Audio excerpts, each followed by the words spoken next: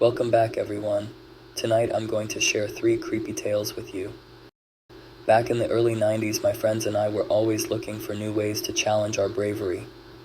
One summer night, we decided to explore the old abandoned asylum on the outskirts of our town. It had been closed for years, and rumors of it being haunted were abundant. Armed with flashlights and a borrowed camcorder, we set off, our hearts pounding with a mix of excitement and fear. The asylum loomed ahead, its crumbling facade a stark contrast to the bright city lights in the distance. The iron gates creaked ominously as we pushed them open, stepping into the overgrown courtyard. We made our way to the entrance, our flashlights casting eerie shadows on the graffiti-covered walls. Inside, the air was thick with dust and decay. Broken furniture and medical equipment were strewn about, and the walls were covered in peeling paint. As we ventured deeper into the building, we thought we heard strange noises, what sounded like footsteps and then the creaking of a door. We paused, exchanging nervous glances, but decided to keep moving forward. We reached a large, open room that appeared to have been a common area. In the center of the room stood an old wheelchair, its wheels squeaking as it slowly turned by itself. My friend Lisa screamed, and we all turned to run, but the door we had entered through slammed shut with a deafening bang. We were trapped. Panic set in as we frantically searched for another way out.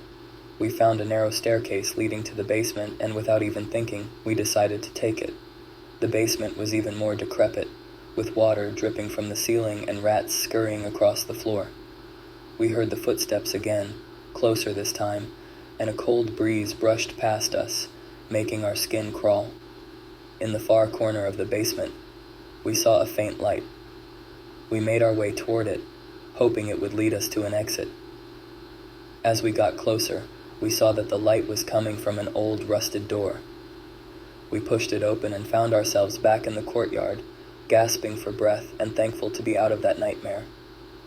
We ran back to my friend's house, adrenaline still pumping through our veins. We spent hours replaying the footage on the camcorder, trying to make sense of what had happened. To our shock, we saw shadows moving in the background, and the wheelchair turning on its own. The footsteps we heard were also faintly captured, sending chills down our spines. After that night, we never returned to the asylum. My friends and I still joke about the experience we had that night. Even though we were terrified at the time, it was a night we will never forget. Tale 2: The Abandoned Amusement Park.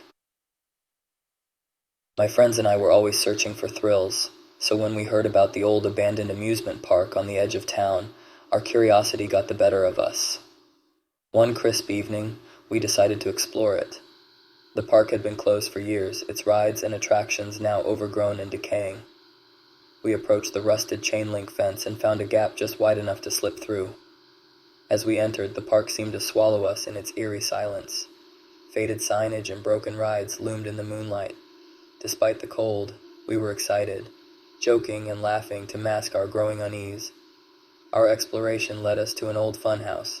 Its entrance was hidden behind piles of debris, but we managed to push through.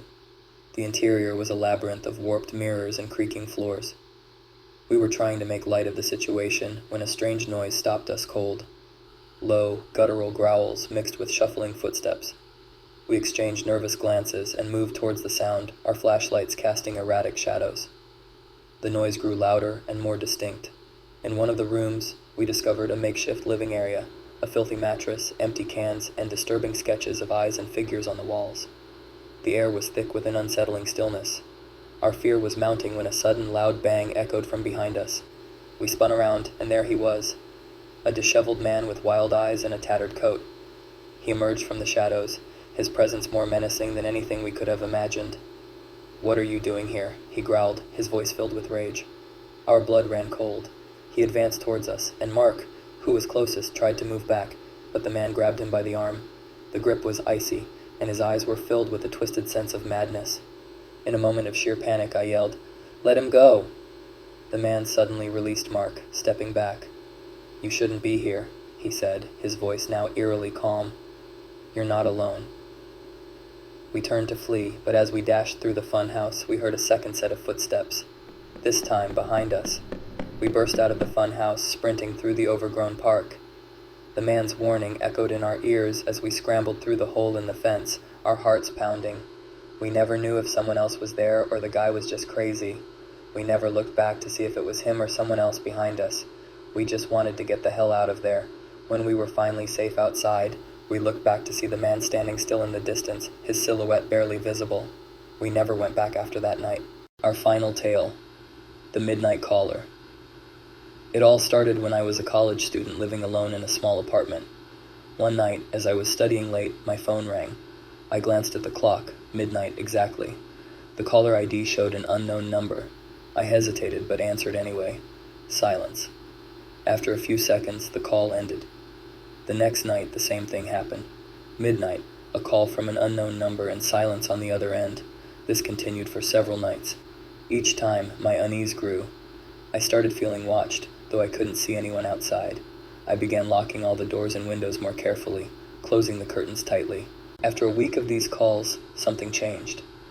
The phone rang at midnight as usual, but this time a whisper came through. "I can see you." My heart pounded, and I quickly hung up. I spent the rest of the night in terror, double-checking locks and peeking out through the curtains. The calls continued, and each night, the whisper revealed more about my daily life. They knew what I wore, what I ate, who I talked to. My paranoia skyrocketed.